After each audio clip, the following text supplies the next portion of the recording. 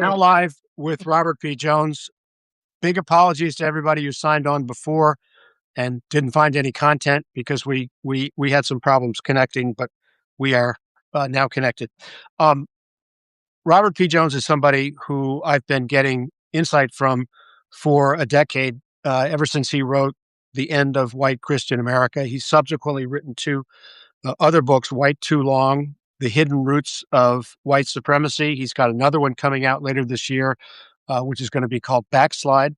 Um, so, Robert, let me start by just asking you to orient our viewers a little bit to how you got to this work. Where'd you come from, and why are you? How did you become a pollster, social scientist, working on this particular set of topics? Yeah. Well, thank you. First of all, I'm really happy to be here, and I'm glad we managed to get everybody back on. So one kind of funny way of putting it is I think I may be the only person in the DC kind of social science circles called a pollster who also went to seminary. So I'm a religion scholar, sociologist by training, and have always been very interested in this intersection of religion and politics. I Does also that have an come out of undergraduate. your own biography? What's that? Does that come out of your own biography? A bit, yeah. So I grew up in Mississippi, and I grew up a Southern Baptist. So that's the largest denomination inside the white evangelical world, inside the Deep South. So religion sort of permeated everything in the world in which I grew up, and that certainly had a big part of it. And then just really interested in the powerful role that religion has always played, and then obviously being from Mississippi always at the front of this intersection and running throughout it all was the issue of race, and particularly the issues of white supremacy running through it. So, I feel like I spent really the better part of the last 2 decades as a scholar and social scientist trying to sort out, how those things are entangled in America, how far back they go, and just how that explains where we are. Um, and tell me about tell our viewers about PRRI, the Public Religion Research Institute. Yeah. So I am the president and founder of Public Religion Research Institute. You'll often see it as PRRI. We do primarily public opinion research at the intersection of religion, culture, and politics. This is our 18th year. We were founded in 2009, and 17th year, my math right. And we put out public opinion polls. Our primary mission really is to help provide journalists really with reliable data, and public policymakers to help understand this complex landscape. Well, certainly you do that. Let me start back to your first book in 2016. Uh, the end of white Christian America made sense because we were looking at demographic change in the country. That demographic change helped lift Barack Obama twice to the presidency. Um, and Republicans themselves had concluded that they needed to branch out, change the way they behaved. Um, you talked a little bit about the stages of grief that Mhm. members of white Christian America would be going through, particular evangelicals. You said some of them were stuck in the anger phase, which I think played out in the 2016 election. Tell me a little bit about from when you first wrote your book, Mhm. what has most surprised you about the way events have played out? Yeah. Well, I'll give you some numbers. First of all, so it is remarkable if you look at the way that the religious and cultural landscape has changed, really just since the turn of the 21st century. So if you go back and you mentioned Obama's first election. If you go back just the early 2000s, the country at the time was still a majority white Christian country. So the numbers there, a majority, 54% of Americans identified as white, non-Hispanic, and Christian of some kind. That's if you include Catholic, Protestant, non-denominational, everyone. It was 54%. When I wrote The End of White Christian America, I one of the things I was looking at was the fairly rapid shift there just between in the sort of first decade of the 21st century. And by the time we get to 2016, the end of Obama's second term, that number has gone from 54% white and Christian to 47% white and Christian. So this actually set up, I think, a great cultural backlash in the country. So during the tenure of our first Black president, we have this coincidental, really watershed moment in the country that we go for the first time from not being a majority white Christian country, or sort of being a white majority Christian country, to one that is no longer a majority white Christian country. Let me 47. just stop you on coincidental. It seems it wasn't coincidental, right? I mean, Well, the yeah, I mean, I think what backlash I'm saying is that resulted from yeah, yeah, there's no causal effect between the two is he what I came was to moving. symbolize that That's transformation. right. That's right. That it came to symbolize. So we have this kind of symbolic, a black man in the White House. At the same time, we have this demographic shift going on in the country. And I should say that those numbers, what hasn't surprised me, those numbers continue even today. So the number today, it went from 54 to 47% during Obama's tenure. That number today is 41%, right? It's just continued to decline. Now, I think that that may be a surprise to some people, given the kind of power that we see this kind of conservative white Christians having in the country. But I really do think that part of the issue is that as they've shrunk, they've also been concentrated in one political party. Mhm. So today, the Republican Party, and this is astonishing. Today, the Republican Party is nearly 70% white and Christian in a country that's only 41% white and Christian. Democrats are only about a quarter white and Christian. So we have this kind of great sorting of the two political parties along ethno-religious lines. I think is really set us up to be where what here's what I was surprised about. Just to answer your question, um, I at the end of White Christian America, I truly believe that we would have this moment of kind of the death throes of trying to hold on to this That's world. what you wrote in the afterword to your book after That's right. Trump was elected, and it made perfect sense to me. I wrote a piece in the day of Trump's inauguration in the New York Times saying this is not going to last long because the demographics are just not going to allow it to. And he Yeah. I think that's right, and that's what I was thinking too, and I did use Elizabeth Kubler-Ross's stages of grief, and of course, the last stage in that process of grieving is acceptance, right? And if you get there, and so I really thought, and one of the reasons why I thought that is because in some ways we've seen this before. We saw there was a great anti-immigrant sentiment 100 years ago, right? And we saw people move past that ultimately. Now it was a struggle and it was violent, it was bloody, but people eventually moved past it. We saw that during the civil rights movement, right? And so I grew up in an era like I remember the Mississippi schools getting desegregated. That happened in my lifetime after the public schools there drug their feet for over 20 years. So it wasn't until 1976 that the first African American kids showed up at my white school in my white segregated neighborhood. And so, but we did find a way to kind of move past that in some ways. And so I was thinking we'll do that again. And and what I didn't count on really was this huge backlash and it just doubling and tripling down and using all the levers of power to try to hold on to this white Christian vision of the country, even as the demographics continue to change unabated.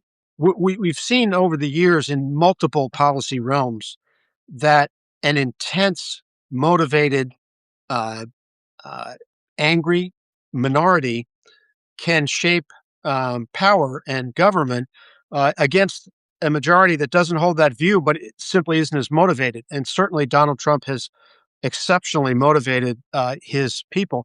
Why do you think it is that Joe Biden, who was not inherently a polarizing figure, why was he not a transition to that acceptance point that you had envisioned and that Kubler Ross envisions when people lose a life? Yeah. Well, I think he wasn't the standard bearer. I mean, the thing that I've got a son who's in high school, and when I just realized that um, for his whole life, Trump has dominated politics. Even when Biden was in the White House, Trump was dominating politics. So I think that what we've had really is, wasn't that we had Trump for 4 years and then he disappeared and then he's back. And he really never left the scene. And particularly for conservative white Christians, he continued to be the standard bearer, even through and all of Biden's presidency. I mean, I still remember, for example, around Juneteenth, right when Juneteenth became a federal holiday, Biden is up giving a speech about the importance of that, and Trump is running counter programming at the same time, denigrating it. Right, is not a real holiday, and sure enough, during his presidency last year, He just moved right past it. Didn't really make any huge deal out of it at all.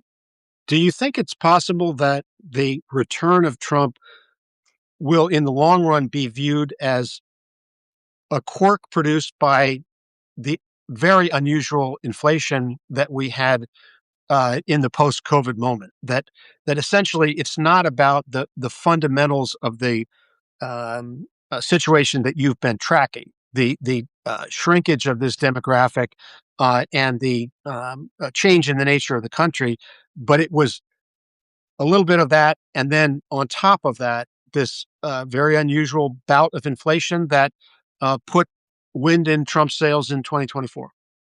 That's a great question. I think it's. I'm always cautioning people not to overread elections as cultural bellwethers, right? Especially when they're decided by razor thin margins. That's the thing that I think to remember here. So worth remembering that more people did not vote in the last election than voted for either candidate, right? So Hmm. that's kind of part of the equation here too. And even then, even if you look at the people who voted, it was so razor thin. Trump did not get to 51%, in the vote tally, even though he won the electoral college. So the other thing to say here is that we do have these structural things like the electoral college, gerrymandering, voter suppression, all of these kinds of things that do add up to kind of structural things that can allow a minority also to grab the levers of power in ways that aren't even just straight up electoral. But I would say for sure we should not read the fact that Trump squeaked by in the last election to be any grand bellwether. I mean, we look at his favorability numbers; they're 40% or under. He's been underwater the whole time he's been there. And then I also think if you look at a whole range of issues, from immigration, even it's still the case that nearly 6 in 10 Americans say when you give them preferences about what to do with undocumented immigrants who are in the country illegally, nearly 6 in 10 of them still say, or actually a little more than 6 in 10 still say their preferred policy choice is to provide a path to citizenship, provided they meet certain requirements. It's only about 3 in 10 that favor a deportation side of the equation. So I think we got to remember that, yeah, the country is not. There's a lot of rhetoric on the right that says, "Oh, well, people voted for this." This is not what people, voted for in the election at all. Well, let's just take that point for a second. And by the way, I want to invite viewers to send in questions because we're going to get to those after a little bit more of my questions. Um, we're now seeing unalloyed brutality by Yep. ICE agents. They are seeking out violence. You have the administration embracing uh, Nazi iconography. Joe Rogan yesterday said, "Are we really going to be the Gestapo in this country?" Um, there are a lot of things that are repulsive to ordinary people when they see them on video. To what degree do you think the what they call thermostatic reaction to that is going to change opinions, not just broadly, but even within some of the people that Trump has been appealing to, some of the people feeling most aggrieved by demographic change in the country? Yeah, I do think that what we found in our last, so PRI does a survey called the American Values Survey every fall that we partner with the Brookings Institution to do, and even then, this was before the recent escalation. So even last fall, at the 1 year mark, we found that people are already thinking that the Trump administration gone too far Hmm. with the tactics of ICE, with all kinds of things, gone too far with tariffs, gone too far with all of the kind of unilateral actions that we've seen coming from, gone too far with the cuts to federal agencies.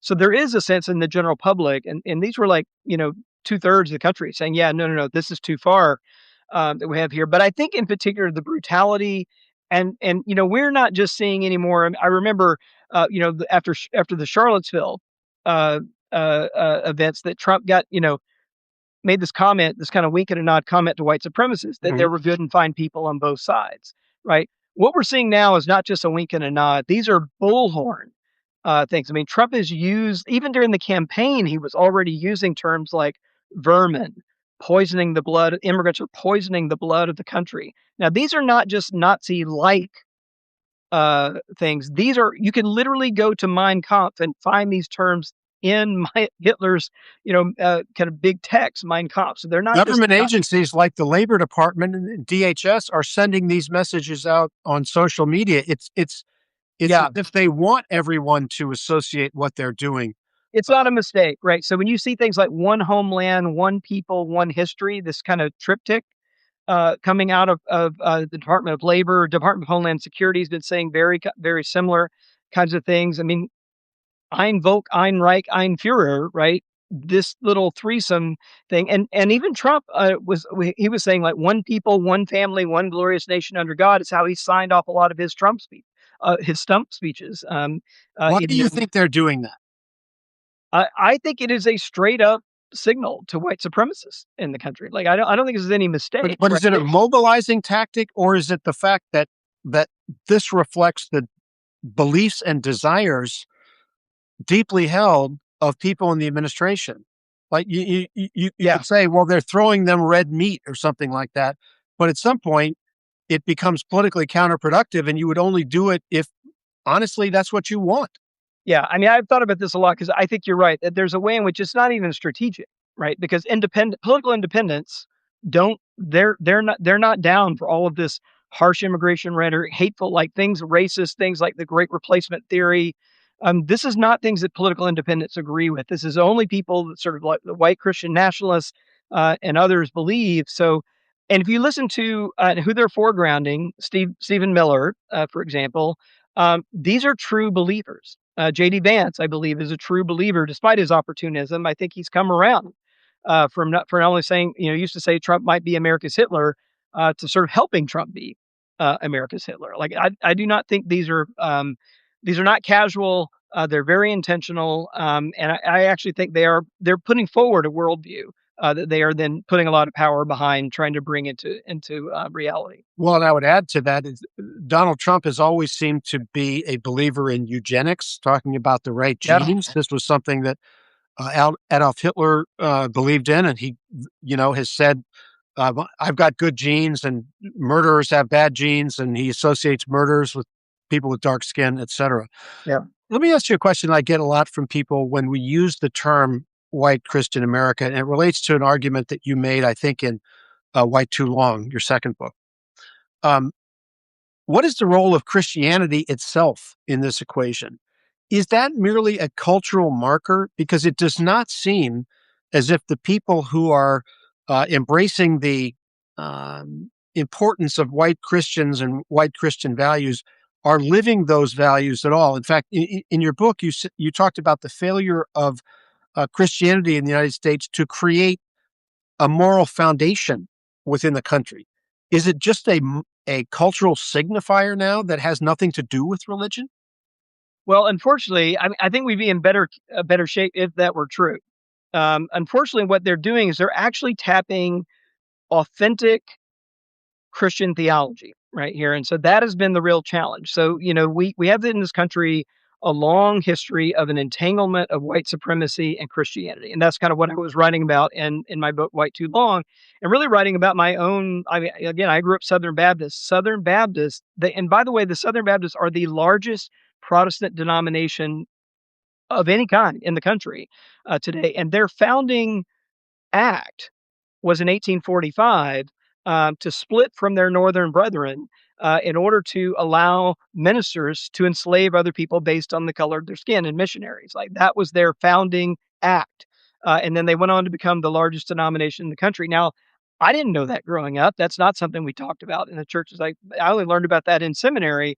But when you think about that means that this temptation, right, to kind of wrap Christianity around a message of manifest destiny and America as a promised land for only for European Christians. That is something that's deep, deep, deep in the DNA of white Christianity in this country. And a lot of the part of the Black church and the African American Christian movement has been trying to extricate Christianity from that entanglement with white supremacy. And some white Christians have certainly done that, but it's still a very deep and authentic thread that's being drawn through here. It's all the more remarkable because in your book, you talk about how the source of growth for evangelical Christians in the United States has been the Hispanic community. And Yet the administration, which speaks for white Christian evangelicals, is pushing as many of those people as they can out of the country. Yeah, that's right, and we're seeing, also there was actually some movement in the '80s and '90s where there actually was some rapprochement between white and black Christians in the South. There were movements happening, and those are sort of unraveling, right? They've unraveled over the last 10 years, really, with Trump Well, pushing you this. even had a point in which the Republican Party apologized to Yeah, African Americans, which is an overlapping phenomenon, and that has now all disappeared. yeah, no, that's right. I mean, there's complete denial. If you go from Michael Steele and others like saying, yes, we're going to apologize for the Southern strategy that where we exploited white racial fears to win votes. I mean, they've just gone. That's now the playbook again. Let me ask you from a different angle about how you view the people that Trump is appealing to and relying on support from as they exercise this strategy. On the one hand, you could look at them as countenancing brutality and um, uh, cruel behavior motivated by racism. On the other hand, you could also look at them as people who are themselves terrified about the loss of a way of life that they were accustomed to and that they associate with virtue. How do you look upon those people? Do you feel sorry for the people who are embracing what the Trump administration is doing because they're scared, or what? Well, I should just say I am those people. I mean, these are my people. Like I said, I mean, I grew up in the deep, deep South. My ancestors go back 6 generations in Middle Georgia. I still have my family's Bible from 1815 that they brought down from Virginia to Georgia. So this is deep, deep for me and personal Mhm. for me. And so I'd say it's a big mix of emotions. Like um, the I think that the challenging thing I feel, so I feel some anger about it for sure, but I also feel some compassion, and mostly because I feel like what has happened is they have let their own fears, right, take control of their lives, and they let it completely snuff out, like, the primary, vision of Christianity, which is supposed to be about love, right? The beloved community, like, those kinds of things. There's even now in some white evangelical circles, a s a straightforward and serious theological attack on the virtue of empathy. Like, that's where we are, right? They're deconstructing empathy because, they Elon can't. Musk has cast empathy as the great weakness of the Western world. Yeah. Yeah, and so you can't, and it's because you can't, uh, uh, push forward with the kind of violence and brutality that you're going to have to do to implement this kind of minority rule, in a country, and have empathy be functioning, right? So there's actually now a theological project to deconstruct that. So, I mean, the main thing I could say is that, like, those people, like, in all of the theological, sense that I can muster here, the best thing I could say, and the reason and part of the reason why I keep writing is that I think those people are sincerely lost. They're lost religiously, they're lost politically, and I'm hoping we can call enough of them back, to the fold, in order to save the country. Before I go to viewer questions, I just want to ask you about one thing that strikes me as somewhat anomalous. I believe in White Too Long, you talked about the fairly rapid, after the Supreme Court spoke, acceptance of gay marriage within big parts of this community. And that seemed to be an accommodation to the reality of the modern world. But in the last couple of years, you've seen that replaced with this incredible hostility and cruelty toward transgender America. Why did that happen?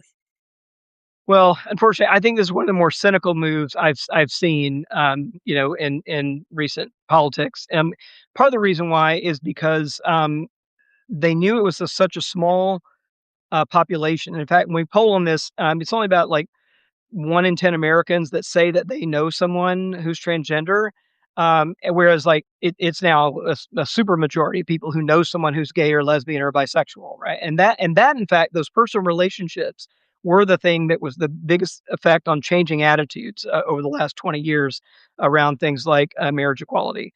So they knew that this was a very small population that, frankly, they could victimize and villainize, and a lot of people wouldn't know someone in a way that would kind of push back. So It was just an I think easy there's like target for them. it was an easy target to try to hold on to a cultural argument that they in fact lost. Um, Let me start viewer questions with one from Scott Scowcroft that just came in. Um, and it's about something that I think if you had even mentioned this a few years ago, people would have said, "You're nuts, you're crazy, you're hysterical." Um, but Scott asks, what does civil war look like in the 21st century? Do you think that um, there's any possibility? Last night the mayor of Minneapolis said many of the citizens of Minneapolis wanted their police to confront ICE agents. That strikes me, and it struck Mayor Fry, as extraordinarily dangerous. But do you see something like that on the horizon? What would it look like? Yeah, I'm with everybody else, and still looking on this with dismay. But if you look at the run up to the Civil War, in the 19th century, you it's worth remembering that like one of the things you had was actually these splits in all kinds of civic organizations, North and South. So it wasn't just political. Like almost every Protestant denomination, Christian denomination in the country, for example, split into Northern and Southern factions over this issue of slavery. So I think we're going to see more and more of that. Like, just give you one example. We hit with this refugee crisis and refugee resettlement, as Trump has commandeered our refugee resettlement program now to only be about settling white Afrikaners from South Africa, and to the expense of everyone else.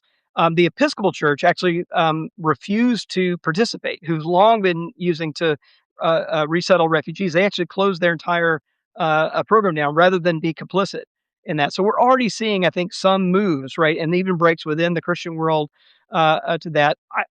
I think we may be heading for some very difficult days, and I don't think we're going to be able to kind of paper over this because in many ways, what's happening Do here you is mean actual violence, or do you oh just yeah, I mean mean very, very intense political? I'm deeply, deeply worried about the midterm elections as a flashpoint for violence in this country.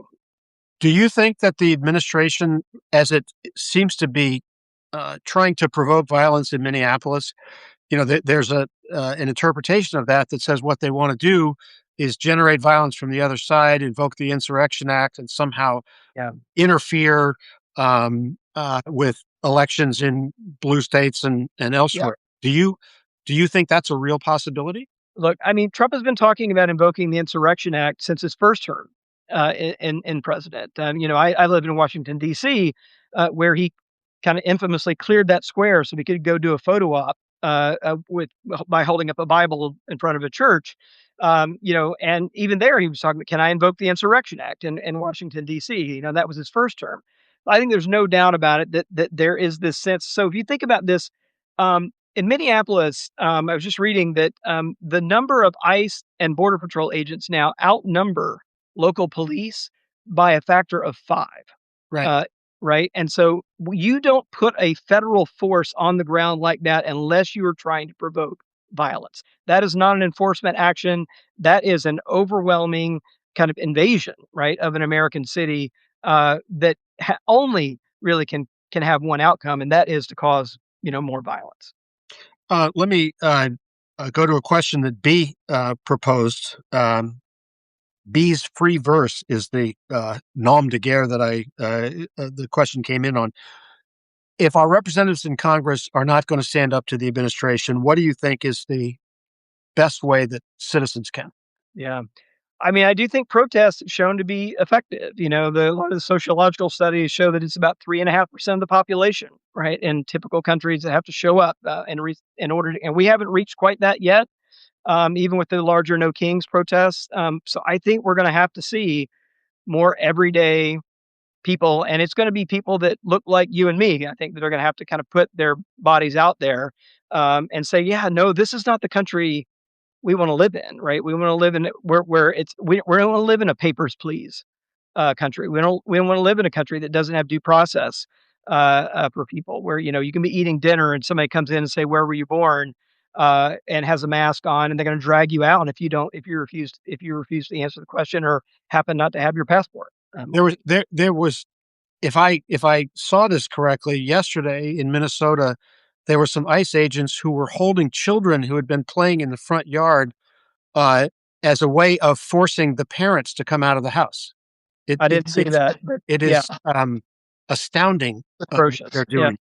Um, are you surprised? We all know that Supreme Court is appointed by politicians, confirmed by politicians. Yes, conservative Supreme Court with a majority appointed by Republican presidents. Are you surprised that the Supreme Court has been so passive and seemingly uninterested in defending the rights that we've come to take for granted in this country for a very long time? Yeah, I'm surprised at the Supreme Court. I'm surprised at Congress. I mean, I think it's worth remembering here too that I think we only need really 5 Republican members of the House to flip, and all of this shuts down. Right? I mean, that's it. So we're still looking for 5 courageous Republicans to say enough. And we just saw, another check on his power in Venezuela get blocked today by Republicans. So yeah, I really truly, I'm really mostly an optimist, and I truly believe that like when it came down to party or country, in the face of a real threat to fundamental democracy, that we'd have enough Republicans and Republican appointed justices that would say, "Yeah, no, we're going to pump the brakes on this. We're not going to give you kind of a blank check." But so far, that's what they've both been willing to do. Carol Langston sent in a question saying, "Is it possible to keep ICE away from voting places?" I doubt it. I think that a lot of this is warm up, right?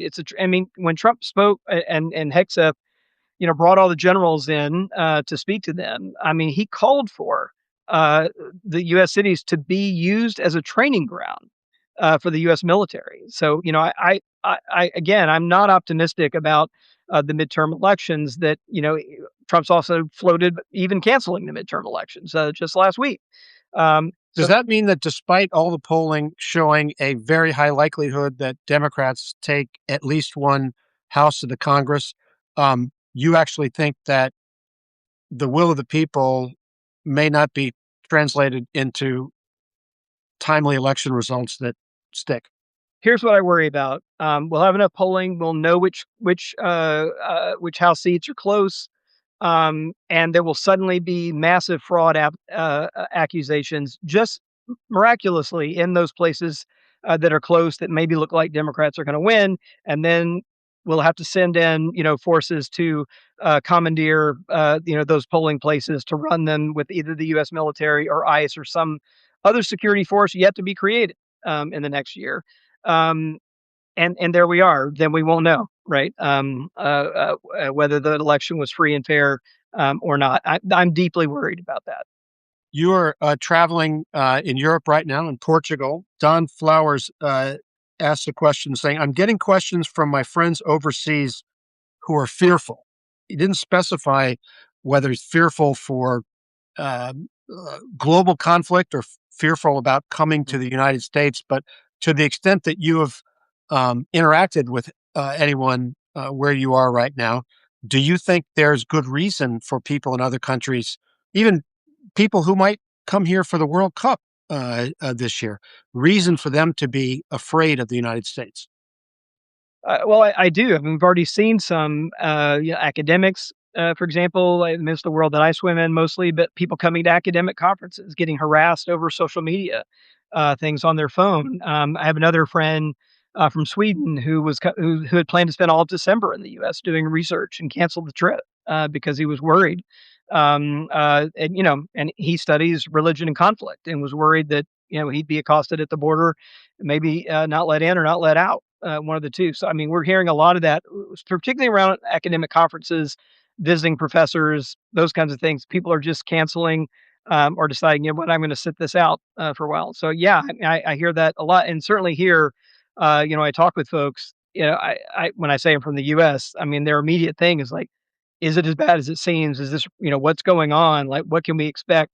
I think most Europeans in particular are used to seeing the US as a great staunch ally of freedom, intellectual freedoms, freedom of speech, free due process, like all the rule of law, all of these things are now just looking at dismay at what's happening here. Um, like you, I am temperamentally an optimist. Um, but also, like you, I'm seeing a landscape that is dystopian in the United States, a federal government whose word is not good, who lies about everything, seeking to provoke violence from citizens in order to justify what they're doing. So, if you can, I don't know if this will produce a different answer, but step back Mm, and look 10 years down the road. yeah.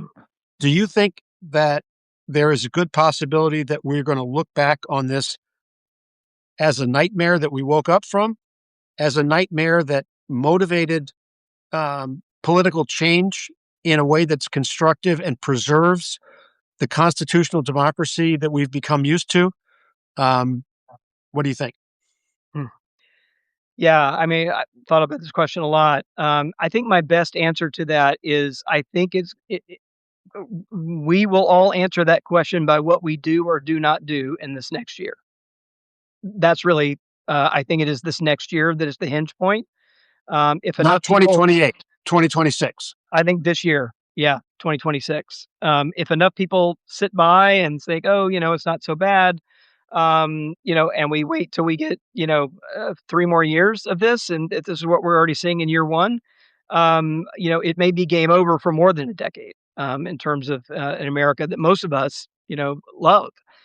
So, yeah, I think we are gonna answer that question with what we do or do not do, in this next year.